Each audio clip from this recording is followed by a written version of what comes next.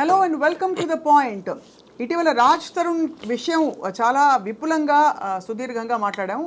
చర్చించిన అంశాలు ఏమిటి అంటే లావణ్యకి రాజ్ తరుణ్కి గతంలో ఉండే అనుబంధం మొదలుకుని ఆ తర్వాత ఆమె చేసిన ఆరోపణలు, రాజ్ తరుణ్ తనకు కావాలని చెప్తున్న పరిణామాలు అండ్ ముఖ్యంగా తన దగ్గర డ్రగ్స్ ఉన్నాయని చెప్పి ఆ డ్రగ్స్ తను బలవంతంగా కొంతమందికి ఇచ్చిందని కొంతమంది వచ్చి ఐ డ్రీమ్ స్టూడియోస్లో వారి మాటలను చెప్పారు.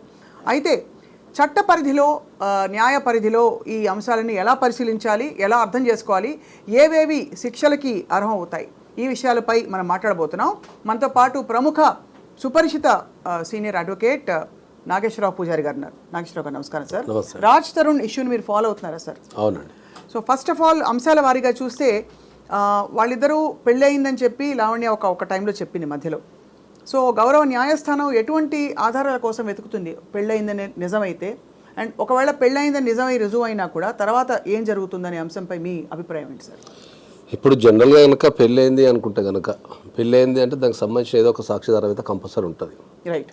అంటే ఇప్పుడు ఇద్దరు వ్యక్తులు రిలేషన్షిప్లో ఉన్నప్పుడు ఏంటంటే వాళ్ళు పెళ్ళి బహిరంగంగా చేసుకోవచ్చు, లేదా పర్సనల్ కూడా చేసుకునే అవకాశం ఉంటుంది.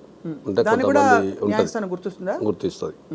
కాబట్టి ఒకవేళ కనుక పెళ్ళయింది కనుక అయితే ఆ అమ్మాయికి ఆర్సీఆర్ వేసుకునే అవకాశం ఉంటుంది. దాన్ని మనం రెస్టిట్యూషన్ ఆఫ్ కాంజుగల్ రైట్స్ అంటాం. అంటే నా భర్త నాకు కావాలి, అంటే నా భర్తతో నేను నివసించాలి అని ఆమె అప్లై చేసుకునే అవకాశం ఆమెకు ఉంటుంది. తర్వాత ఒకవేళ పెళ్ళై కనుక ఉంటే ఆమె డొమెస్టిక్ వైలెన్స్ కింద రెసిడెన్స్ ఆర్డర్ అడగచ్చు. వెళ్ళి నా భర్త ఇంట్లో ఉంటా నేను, ఎలాంగ్ విత్ మై హస్బెండ్, నేను నాకు నివసించే అవకాశం ఇవ్వండి అని అడిగే అవకాశం కూడా ఉంటుంది. కానీ ఆ మధ్యలోనే తను ఇంకొక వ్యక్తితో సహజీవనం చేసినట్టు, ఒక రిలేషన్షిప్లో ఉన్నట్టు కొన్ని నిర్ధారణ అయ్యాయని చెప్పి కూడా కొన్ని వినపడుతున్నాయి మనకి. నిర్ధారణ అంటే ఎక్కడయ్యాయి? మీడియాలో వినిపించేవన్నీ మనకు. మస్తాన్ సాయి అనే వ్యక్తి ఎవరైతే రెండు పద్ధతులు ఉంటాయి మనకి ఎప్పుడైనా కూడా. ఒకటి, ఏదైనా ఒక సంఘటన జరిగినప్పుడు అది గవర్నమెంట్ దాని సంబంధిత సంస్థలు నిర్ధారించడం అనేది ఒక పద్ధతి. గవర్నమెంట్ దాని సంబంధిత సంస్థలు అంటే ఏంది, మనకు పోలీసు వాళ్ళు కానీ, తర్వాత కోర్ట్స్ కానీ, దానికి సంబంధించిన ఇన్వెస్టిగేషన్ ఏజెన్సీస్ ఏమైనా ఉన్నాయనుకో. ఇప్పుడు డ్రగ్స్ అనే పదం వాడితే మనకి NDPS యాక్ట్ వస్తుంది. దానికి సంబంధించిన వీళ్ళు నిర్ధారించాలి జనరల్గా. సో మీడియాలో వచ్చే ఏ కథనాన్ని కూడా మనం ఖచ్చితంగా నిర్ధారించి చెప్పలేము. రైట్. కాబట్టి ఎందుకంటే ఇప్పుడు మీడియా అనేది అనుకుంటే ఒక పార్ట్ వరకే చూపిస్తుంది. అవును. మొత్తం ఎంటైర్ పార్ట్ అనేది ఇన్వెస్టిగేషన్లో తేలుతుంది. కరెక్ట్. కాబట్టి ఎప్పుడైనా కూడా నిర్ధారించడం అనేది మనకు గవర్నమెంట్ దాని సంబంధిత సంస్థలు నిర్ధారిస్తేనే నిర్ధారించినట్టు. పెళ్లి కూడా అంతే కదా సార్?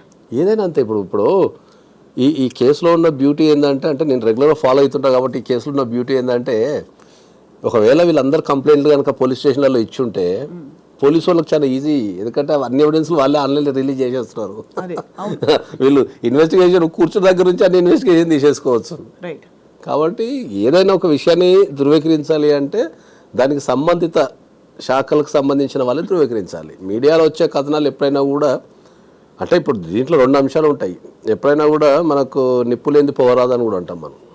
కానీ ఒక విషయాన్ని ఒకటే అంశం మీద మనం ఖచ్చితంగా ఇది జరిగింది అని మీడియాలో వచ్చే కథనాన్ని బట్టి చెప్పలేము ఎప్పటికీ. కరెక్ట్.